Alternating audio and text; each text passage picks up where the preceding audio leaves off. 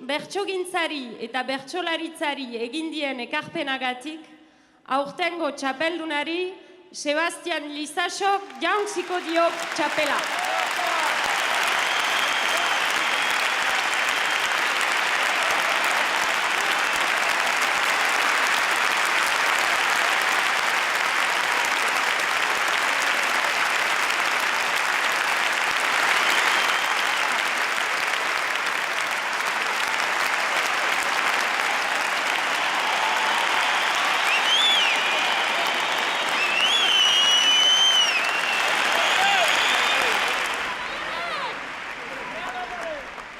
Herri hau herri egin aldugu, zeman du bizikidetzak, zenbat eman du euskalduntzeak, ez behar beste guretzat.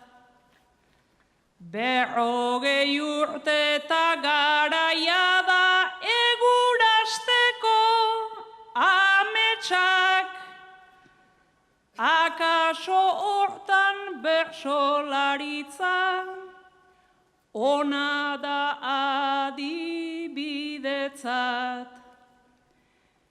Beti ez du goitik bera egiten, transmisioaren trentzak, guk beti gora ikasi dugu, ta zabaldu muga ertzak, lehengoekin ta gaurkoengandik, txapelau gerokoentzat, lehengo